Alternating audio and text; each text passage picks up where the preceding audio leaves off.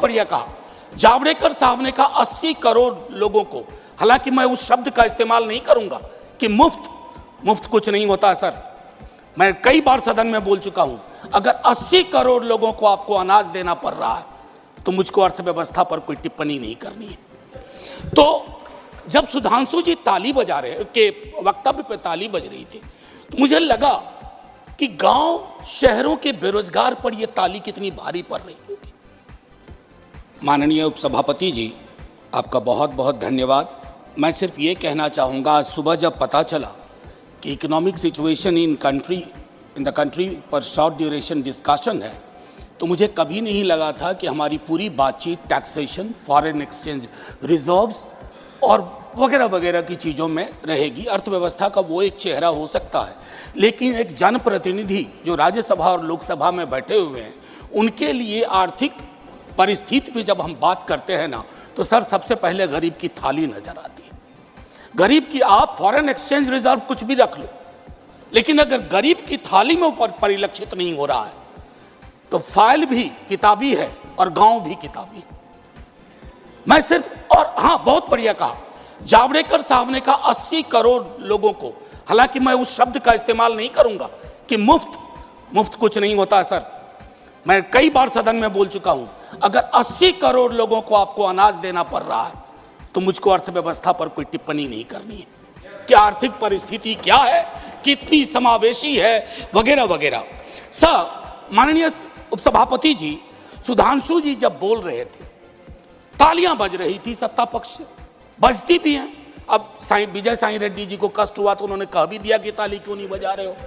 तो जब सुधांशु जी ताली बजा रहे के वक्तव्य पे ताली बज रही थी तो मुझे लगा कि गांव शहरों के बेरोजगार पर यह ताली कितनी भारी पड़ रही होगी। प्रधानमंत्री जी 14 में जब पहली बार चुने गए तो वो मंदिर मस्जिद की साइज के लिए नहीं चुने गए थे। 2 करोड़ प्रतिवर्ष नौकरियां उनका वादा था। 2 दाएं 20 करोड़। एक श्वेत पत्र तो बनता है कि हम कहां हैं। मैं कुछ चीजें आपके मध्य, क्या ऐसा तो नहीं है कि हम मानव विहीन और मानवीयता विहीन ग्रोथ स्टोरी के पक्ष में भजन गा रहे हैं, करतल ध्वनि कर रहे हैं। सर, कोई भी वैसा ग्रोथ जो फेसलेस हो, जॉबलेस हो, उस ग्रोथ से देश की हकीकत नहीं बदलती है। सर, बड़ी बड़ी बात लोग कर रहे थे। अभी पिछले महीने ये खूबसूरत किताब आई है, वेल रिसर्च्ड। आधी किताब में सर रेफरेंस है, ये है अनइक्वल। सर, हम किन देशों से पीछे हो गए हैं पता है? छोड़िए अमेरिका यूरोप की बात, बांग्लादेश और नेपाल इनकम इनइक्वालिटी को एड्रेस करते हुए मानवीय सूचकांक में हमको पीछे छोड़ चुका है। ये है सर दस्तावेज, ये अनइक्वल स्वाति नारायण की। बीते दिनों बिहार में एक जातिगत सर्वेक्षण हुआ।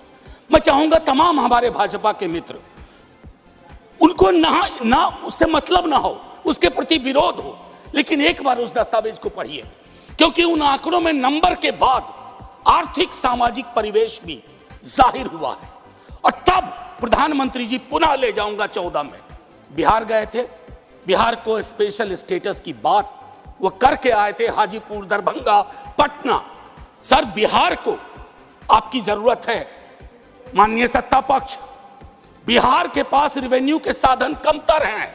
बिहार को लेबर सप्लाई स्टेट के नजरिए से मत देखिए, बिहार को स्पेशल स्टेटस दीजिए। क्योंकि अगर आप इस किताब का विश्लेषण करें, सरकार के आंकड़ों का विश्लेषण करें, तो आपको साफ दिखेगा कि बिहार, झारखंड, उत्तर प्रदेश और मध्य प्रदेश देश के बाकी राज्यों से पिछड़ रहा है। उसके अलावा दूसरा पहलू कहता हूं माननीय उपसभापति महोदय, इस किताब में बाबा साहब भीमराव अंबेडकर को धृत किया गया है, नॉर्थ साउथ डिवाइड के संदर्भ में भी। और ये पुरानी बात है सर, एफडीआई को ही देखिए कि नॉर्थ में कितना, साउथ में कितना, तो ये फर्क आपको साफ नजर आ जाएगा। इसलिए मैं कहता हूं कि बिहार को नए नजरिए से देखिए। जो शुरुआत वहां के मुख्यमंत्री नीतीश जी, तेजस्वी जी ने की, आप हैंड होल्डिंग करिए और स्पेशल स्टेटस दीजिए। दूसरी चीज सर, अगर मनरेगा में रूरल डिमांड बढ़ रहा है तो रूरल डिस्ट्रेस को एक्नॉलेज करिए। उसको एक्नॉलेज किए बगैर बात नहीं बनेगी। उसको डिनाइल से अब कुछ हासिल नहीं कर पाए। पॉवर्टी इंडेक्स पर आपने कई वर्षों से काम नहीं किया। आप आंकड़ों के बारे में तो इस सरकार का दृष्टिकोण है कि विश्व के टिम्बकटू में अगर एक आंकड़ा पक्ष का कोई बोल दो तो उसको प्रदर्शनी लगा देंगे। अगर कोई आंकड़ा सरकार को असहज करता है तो कहेंगे हम तो इसको मानते ही नहीं है, इनकी तो मेथोडोलॉजी खराब है। साहब नहीं, ये डिफरेंशियल दृष्टिकोण मत रखिए। हंगर इंडेक्स पे खुल के कहिए हम मीट नहीं कर पाए हैं। ये सत्ता पक्ष और विपक्ष का मामला नहीं है, ये मामला है हमारे कलेक्टिव फेलियर का। हमें एड्रेस करना होगा। आपको असल में लग गया सर, बस 1 मिनट लूंगा माफी के साथ।